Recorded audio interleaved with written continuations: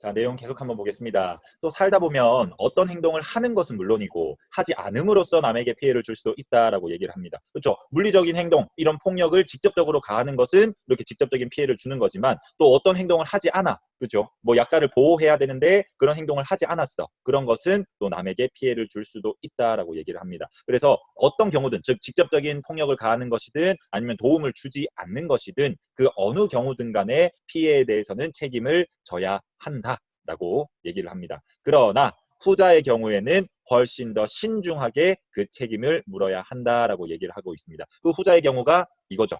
도움을 줘야 되는데 도움을 주지 않아서 남이 피해를 입었어. 그런 경우에는 더욱더 이렇게 직접적으로 폭력을 행사하는 그런 것보다는 신중하게 책임을 물어야 한다라고 설명을 하고 있습니다.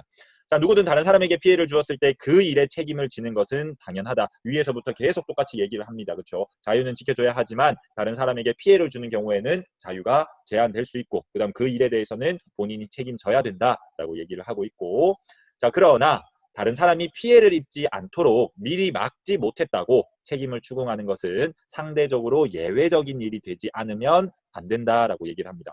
여기도 이중부정이 쓰였네요. 이중부정은 결국 긍정으로 해석을 하시면 됩니다. 그렇죠? 그러니까 다른 사람에게 피해를 입지 않도록 미리 막지 못한 이 일에 대해서 책임을 추궁하는 것은 직접적으로 피해를 입히는 것에 비해서 좀 상대적으로 예외적인 일이 되어야 한다라고 신중하게 결정을 해야 한다라고 설명을 하고 있습니다.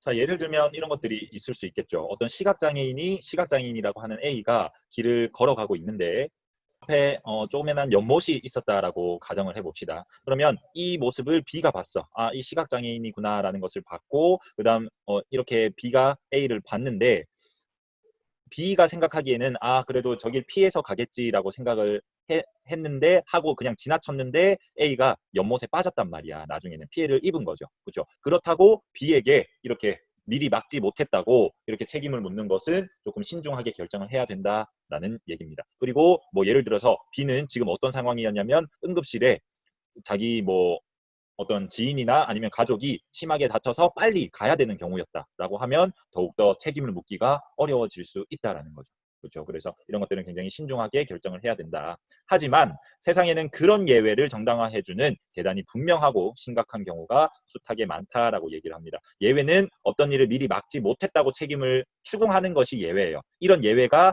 정당화된다. 즉 책임을 묻는 경우가 더욱더 많다라는 거죠. 대표적인 게 학교 폭력의 어떤 방관자들 아니겠습니까? 그렇죠?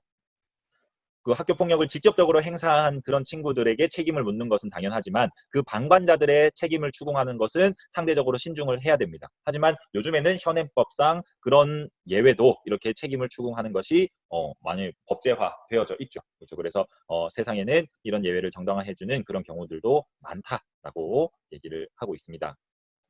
자, 대외적으로 모든 개인은 자신이 하는 일에 이해관계를 가진 사람들에 대해 그리고 필요하다면 그들의 보호자인 사회에 대해서 법적 책임을 져야 한다. 즉 개개인은 이 세상을 살아가는 개개인은 나와 얽히고 설킨 그런 사람들에 대해서도 책임을 져야 되고 그 다음 때로는 사회에 대해서도 책임을 져야 하는 의무가 있다라고 얘기를 합니다. 그러나 가끔 그런 책임을 지지 않아도 되는 때가 있는데 즉 책임을 져야 하는 것이 기본이지만 가끔 그런 책임에서 벗어나는 때도 있다라는 거죠. 그죠? 그 첫 번째 경우가 어떤 경우냐면 사회가 간섭할 권리가 있지만 본인에게 맡겨두는 것이 훨씬 더 좋은 결과를 가져오거나 그다음 두 번째 사회가 간섭하면 오히려 더 큰 해악을 빚을 위험이 있을 때는 전후 사정을 살펴서 가장 유익한 방향으로 즉 사회가 개입하거나 아니면 개인에게 맡겨두거나 이렇게 전후 사정을 살펴서 어떤 게 더 유익한지 판단을 내려서 결정을 내리는 것이 바람직하다라고 얘기를 해주고 있습니다. 자, 뭐 쉽게 한번 생각을 해보자면 우리 A라는 학생이 있고 B라는 학생이 있습니다. 얘네 둘이가 심하게 지금 다퉜단 말이야. 그렇죠? 그러면 이 A라는 학생과 B라는 학생을 개인이라고 가정을 하고 그 다음 얘네가 속해 있는 이 학교를 사회라고 이렇게 치환을 해보겠습니다. 그러면 A와 B가 싸웠을 때 이 화해하는 과정에서 학교가 개입해서 법적으로 이렇게 학교폭력위원회를 열고 막 이렇게 해서 해결을 하는 방법도 있지만 근데 기다려보면 얘네 둘이가 스스로 아 내가 이건 미안해 내가 이건 미안해 하면서 스스로 사과하는 게 더 좋은 유익한 결과를 가져올 때도 있다라는 거죠. 그렇죠? 그때는 학교가 이렇게 개입해서는 안 된다. 개인에게 이렇게 맡겨두는 것이 더욱더 좋다라고 얘기를 하는 겁니다.